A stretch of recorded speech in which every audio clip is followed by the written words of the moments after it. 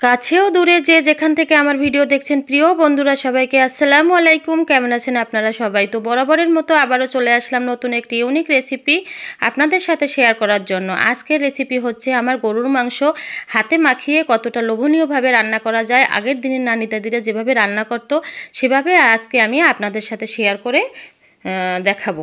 তো প্রিয় বন্ধুরা, প্রথম থেকে শেষ পর্যন্ত আমার সাথে থাকেন, পাশে থাকেন, আর একটি লাইক দিয়ে আমার ভিডিওটি অবশ্যই দেখবেন।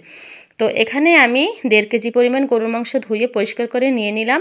আর এখানে বড় বড় করে আলুর টুকরো করে নিয়ে নিচ্ছি।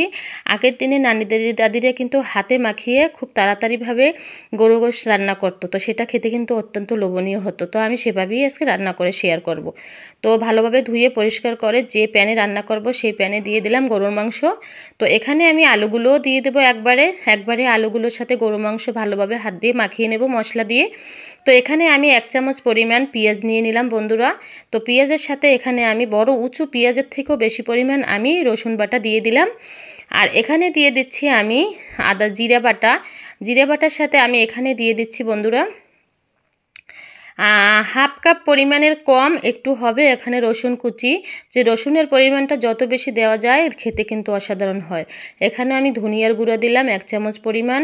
আর এখানে আমি দিয়ে দিব গরম মশলার গুঁড়া 1 চামচ পরিমাণ, লবণ দিয়ে দিলাম স্বাদ মতো, আর হলুদের পরিমাণ দিয়ে দিলাম 1.5 চামচ পরিমাণ।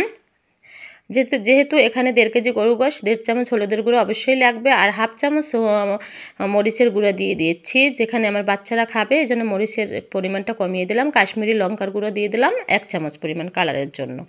তো এখন যা করতে হবে, এখানে 2 রকমের তেল দিতে হবে। সরিষার তেল দিয়ে দিলাম 1/2 কাপ পরিমাণ, আর রান্নার রেগুলার সয়াবিন তেল দিয়ে দিলাম 1/2 কাপ পরিমাণ।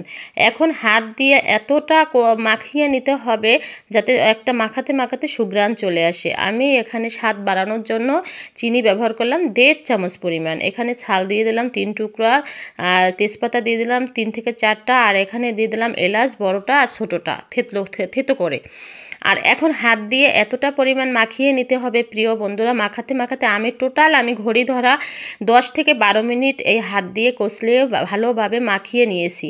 তো এটা এমনভাবে মাখাতে হবে, মাখাতে যখন গরুর মাংস দিয়ে একটা সুঘ্রাণ বেরিয়ে আসবে মশলার, তখন আমি বুঝতে পারবো যে হ্যাঁ মাখানো হয়ে গেছে, আমার গরুর মাংসের মধ্যে মশলাটা ঢুকে গেছে, প্রবেশ করেছে। এখন আমি রান্নাটা বসিয়ে দিতে পারি। এখন উপর মাখানোর পরে আমি আদা বাটাটা কিন্তু প্রথমে দেয়নি, পরে আদা বাটা দিয়ে আবারও ভালোভাবে মাখিয়ে নিয়েছি প্রিয় বন্ধুরা। এভাবে একদিন অবশ্যই গরু মাংস বাড়িতে রান্না করবেন, দেখুন হয়ে যাবে তাড়াতাড়ি, আর খেতেও কিন্তু অসম্ভব লোভনীয় হয়। আর মানে অনেকটা অনেক আমরা যেভাবে কষিয়ে রান্না করি তার থেকেও অনেক বেশি মজা হয়। আর এখানে আমি গরম পানি দিয়ে দিলাম পরিমাণ মতো। এখানে এমন পরিমাণ পানি দিতে হবে মাংসটা উপর থেকে দেখা যাবে, আর কিছু পরিমাণ ডুবে থাকবে, আর কিছু পরিমাণ মাংস উপর থেকে দেখা যাবে। এভাবে কিন্তু পানি দিতে হবে। দেখেন আমি কিভাবে পানি দিয়েছি, কিছু মাংস উপর থেকে দেখা যায়, কিছু ডুবে আছে। তো উপর থেকে কাঁচামরিচ দিলাম 3 থেকে 4টা, দিয়ে আমি একবারে 10 মিনিট রান্না করে নেব। 10 থেকে 15 মিনিট দেখেন রান্না করে আমি ঢাকনা উঠিয়ে নিয়েছি। 15 মিনিটের মধ্যে একদম আমি কিন্তু নাড়াইনি চাড়াইনি, ঢাকনাও উঠাইনি। 15 মিনিট ভালোভাবে আমি হাই হিটে রান্না করে নিয়েছি। এখন আমি এই যে প্যানে রান্না করতেছি, প্যান উঠিয়ে নিব। উঠিয়ে আমি এখানে নতুন একটা প্যান বসিয়ে দিলাম। এটা বাগার দেওয়ার জন্য, আমরা যেমন ডালে বাগার দিই সেরকম আমি দিয়ে নেব এই গরুর মাংসে। আমি রান্নার তেল দিয়ে দিলাম এখানে, আর এখানে আমি সরিষার তেল দিয়ে দিয়েছি। আর এখানে আমি 1 কাপ পরিমাণ পেঁয়াজ দিয়ে দিলাম, পেঁয়াজ কুচি দিয়ে ভালোভাবে এটা ভেজে নেব। আমি এখানে মাংস বাগারটা দিয়ে নেব। আমার গরু মাংসটা কিন্তু 15 মিনিট আমি রান্না করে নিয়েছি। 15 মিনিট রান্না করে নিয়ে বাগারটা দিতে হবে। আর এখানে আমি কাঁচা যে জিরাটা আছে সেটা দিয়ে দিলাম, দিয়ে ভালোভাবে পেঁয়াজের সাথে ভেজে নিচ্ছি। তো এখন মোটামুটিভাবে ভাজা হয়ে গেছে। এটা যখন কালারটা সুন্দর চলে আসবে পেঁয়াজের, তখন আমি এই মাংসটা দিয়ে ভালোভাবে নাড়িয়ে চাড়িয়ে নিব এই পেঁয়াজের সাথে। দেখেন আমি এখানে কিছু মাংস আর কিছু গরু মাংস দিয়ে দিচ্ছি, দিয়ে ভালোভাবে নাড়িয়ে চাড়িয়ে প্যানের মধ্যে সব দিয়ে দিব। এখনই দেখেন বাগার দেওয়ার পর কালারটা কতটা সুন্দর চলে আসছে প্রিয় বন্ধুরা। তো এখন এটা ভালোভাবে নাড়িয়ে চাড়িয়ে নিচ্ছি। নাড়িয়ে চাড়িয়ে আমি প্যানের যে মাংস আর গ্রেভি আছে এটা সম্পূর্ণটা আমি এই প্যানে নামিয়ে নিলাম। এখন আমি এটা আরও 20 মিনিট অতিরিক্ত অতিরিক্ত মানে হাই হিটে রান্না করব না এবং স্লো আঁচেও রান্না করব না। এটা মোটামুটি নর্মাল একটা তাপে আমি এটা 20 মিনিট রান্না করে নিব। আর 10 মিনিট পর পর ঢাকনা উঠিয়ে আপনাদের সাথে নাড়া দিয়ে শেয়ার করব। তো এই দেখেন 10 মিনিট পর ঢাকনা উঠিয়ে আমি নাড়িয়ে চাড়িয়ে নিচ্ছি। আমার গরু মাংস কিন্তু অলরেডি মোটামুটি একটা সেদ্ধ হয়ে আসছে। 10 মিনিট রান্না করে নিলাম, আবার ঢাকনা উঠিয়ে নাড়িয়ে চাড়িয়ে দিচ্ছি। প্লিজ প্লিজ বন্ধুরা, যারা আমাকে সাপোর্ট করেছেন তাদেরকে অসংখ্য ধন্যবাদ। যারা এখনও আমার পরিবারে আসেননি, প্লিজ আপনাদের কাছে একটাই অনুরোধ, আজকের ভিডিওটি দেখে আমাকে একটু সাপোর্ট করবেন, পাশে থাকবেন। তো এখানে আমি আবারও 10 মিনিট পর ঢাকনা উঠিয়ে আবারও এখন আমি উপর থেকে ভালোভাবে নাড়িয়ে চাড়িয়ে দিচ্ছি। একটা খুন্তির সাহায্যে আবারও 10 মিনিট পর নাড়িয়ে চাড়িয়ে দিচ্ছি। এভাবে আমি 20 মিনিট রান্না করে নিলাম, একদম স্লো আছে না, হাই হিটে না। এখন আলুগুলো ভালোভাবে দিয়ে দিচ্ছি বন্ধুরা। আলুগুলো দিয়ে ভালোভাবে নাড়িয়ে চাড়িয়ে নিচ্ছি।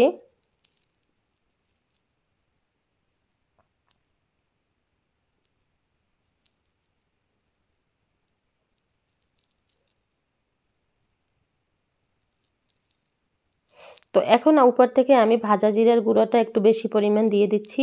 দিয়ে দেওয়ার পরে এখন আমি এটা একদম ওই যে যেমন ধরেন দেখেন ছোলো আছে বুট বুট করে, আমরা ছোলো আছে যেমন তরকারি, বিভিন্ন তরকারি বা আমরা কাছে না থাকলে যেরকম গ্যাসের চুলায় দিয়ে যাই, এরকম মাংসটা 15 মিনিট আমি চুলোর উপর দিয়ে দেবো। বুট বুট অবস্থায় এরকম থাকবে আর ঢাকনা দিয়ে দেবো।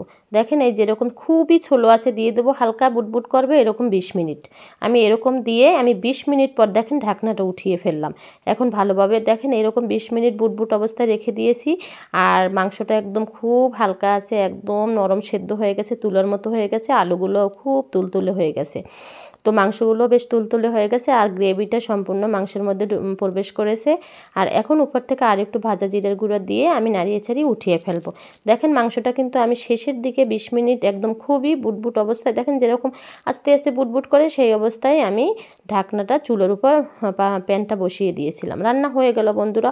আর এভাবে যে কতটা কালার চলে আসছে আমার গরুর মাংসে, এভাবে আমি কখনোই রান্না করিনি। তো আজকে রান্না করে এতটা মজা খেয়েছি, বাসার সবাই প্রশংসা করেছে যে আজকে গরু মাংসটা কীভাবে রান্না করছো, খেতে না অত্যন্ত লোভনীয় হয়েছে। তো প্রিয় বন্ধুরা, এভাবে একদিন বাসায় ট্রাই করেন, দেখেন খেতে কতটা লোভনীয় হয়। আর এভাবে আমি বড় একটা পাত্রে ভালোভাবে পরিবেশন করে আপনাদের সাথে শেয়ার করলাম। অবশ্যই অবশ্যই আমার সাথে থাকবেন, পাশে থাকবেন সব সময়। আমিও চেষ্টা করি সবার পাশে থাকার, সাথে থাকার। প্রিয় বন্ধুরা দেখেন আমার গরু মাংসটার কালারটা কতটা সুন্দর চলে আসছে, কতটা লোভনীয় হয়েছে। রান্না করতে যেমন সহজ আর খেতেও কিন্তু অত্যন্ত লোভনীয় হয়েছে। আজ এ পর্যন্ত, শুভকামনায়, আল্লাহ হাফেজ।